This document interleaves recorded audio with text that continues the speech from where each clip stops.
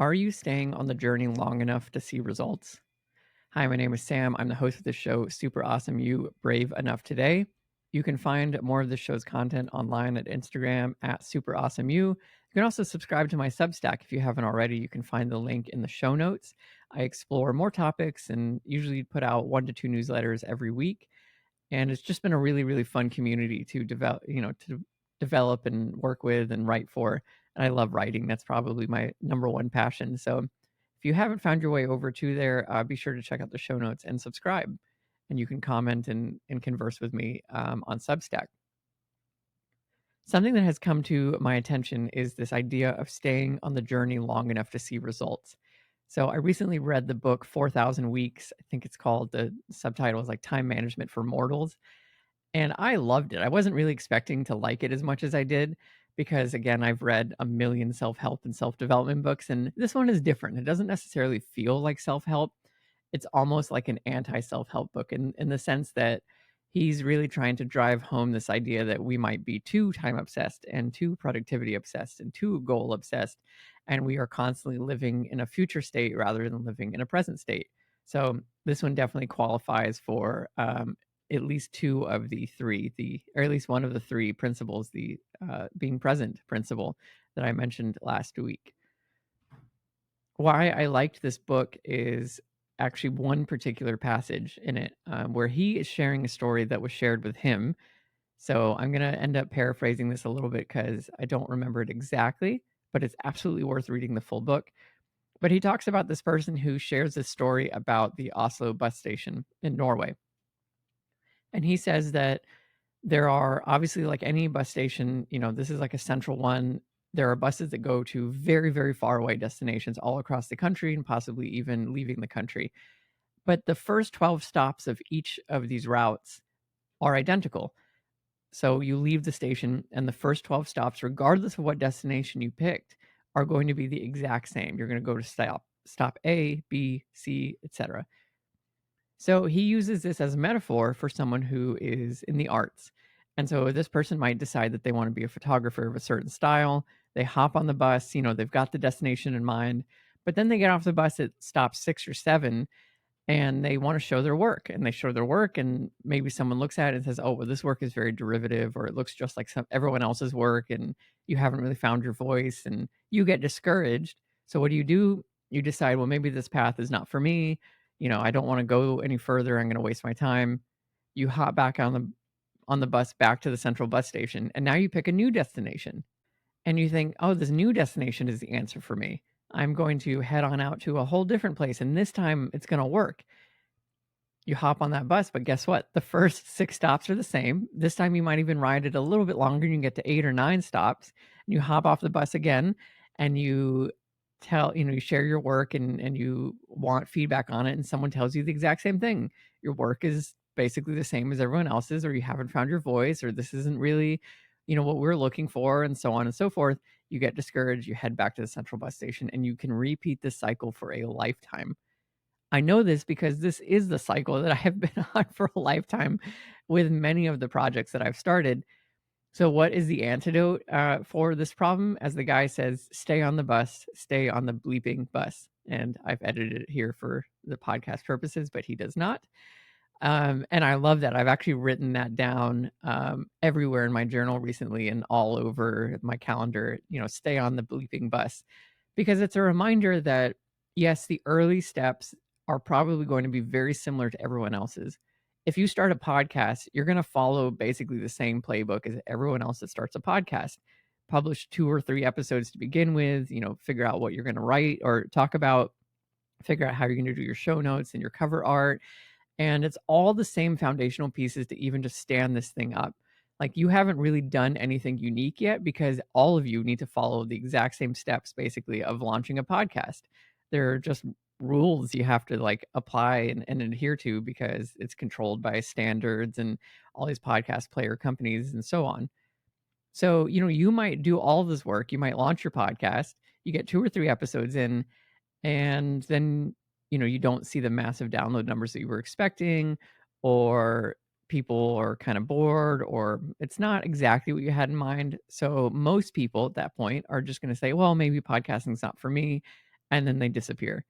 And I can't tell you the number of podcasts out there that are basically just ghost land, like they haven't published in years, months, any timeline, but you can kind of see the journey that a lot of us go on, getting really excited to start something, kind of hitting a wall or a plateau, and then just abandoning it.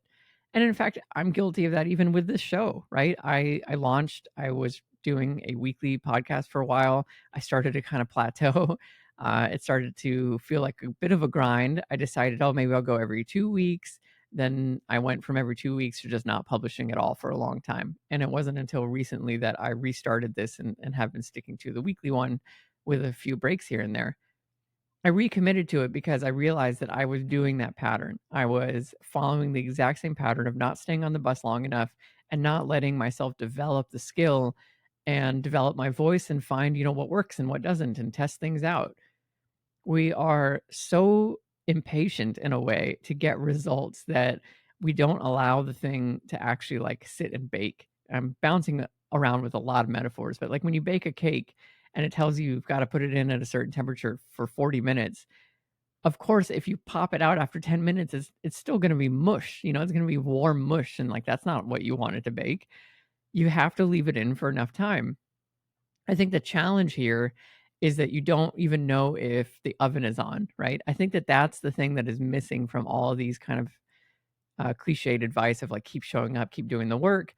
Is sometimes you don't even know if the work is working. And that, I've talked about this on the show.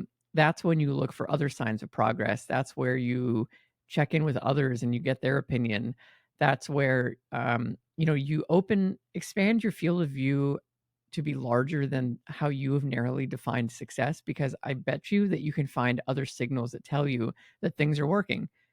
This comes up all the time with weight loss. Whenever I first started trying to lose weight, like nothing was happening, and weeks could go by and felt like nothing was happening. However, because I had changed my diet and I had started to exercise more, I felt better.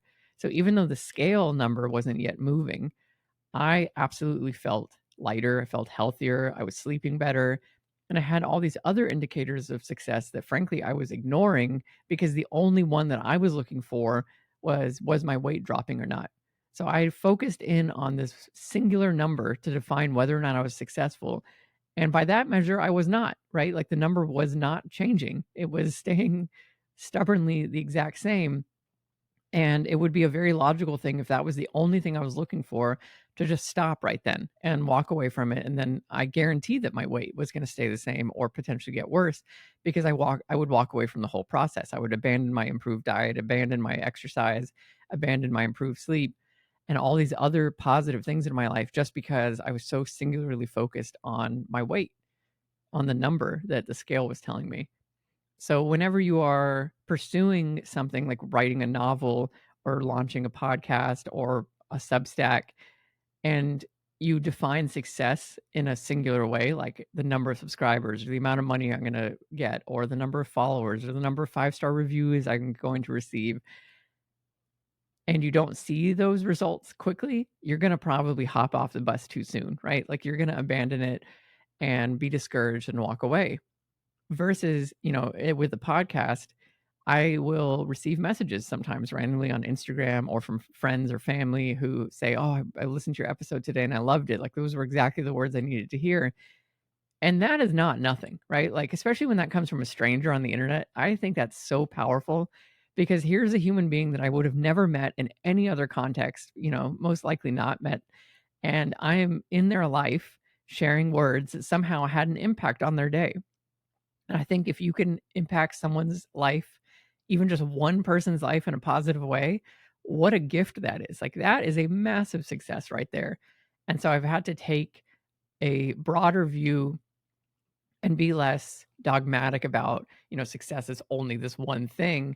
And instead had a much more like broad view of like success can be a lot of things. And in fact, there are lots of wins along the way that we would normally ignore if we just allow ourselves to be open to them. So I think showing up over and over again it absolutely is difficult. I'm not going to even say it can be difficult. It absolutely is. But you've got to look at other ways that you can kind of look at, celebrate progress, celebrate milestones, celebrate the small wins, and be excited for yourself that you're doing it, like you're doing the work and it is going to be a long journey. Like 12 bus stops is actually a lot of bus stops. And I say that as someone who rides the New York City bus every now and then. And 12 can be like a lifetime sometimes. The bus is very helpful in the city, but it's not my favorite mode of transportation. But 12 stops can be a lot. Same with on a subway too, to be honest. 12 stops on a subway can be like an hour sometimes. So it's a long way to stick with the process, but if you get off too early, then you're not where you wanna be, and you're just gonna be frustrated, and you're gonna head back to the starting point, and then it's worse because now the next time that you wanna get to where you wanna go again, and you set that same destination or a similar one that's far away, you're starting from 0. You're starting all the way back at the beginning, more or less. So you're gonna be doubly frustrated, and if you keep repeating it, you're just gonna keep feeling like you're more and more behind. So do your best to stick with it. And my advice there is to look for other signs of progress and other signs of success and trust in the process and seek validation from others that, you're doing the right thing. And, are you following the path of other people that have been successful in this space and maybe take solace in that, like you have to believe that it worked for them. It's likely to work for you or at least get you closer, like you're not doing something completely wrong.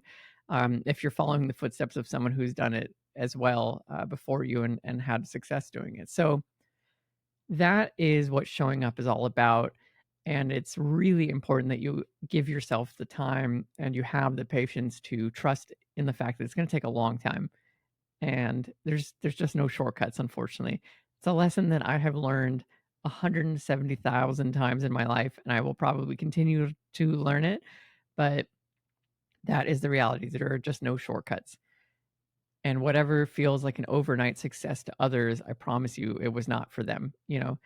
They had to work a lifetime to reach that point where all of a sudden it happened. So you just have to trust that that's going to be your story too. And that's the other thing that can be really fun to think about if you ever feel discouraged is just imagining. I tend to do this. I imagine myself being interviewed one day and people marveling at, oh, wow, like what an overnight success this guy is. But then I can say, well, to be honest, I had months and years and decades of feeling really frustrated and not knowing if this was going to work or not. And here's what I did, and here's what I tried, and I couldn't believe it didn't work. And I got, I wanted to quit. I did quit and then, but I just kept going. One day I finally made the decision that I was gonna keep going, and here I am.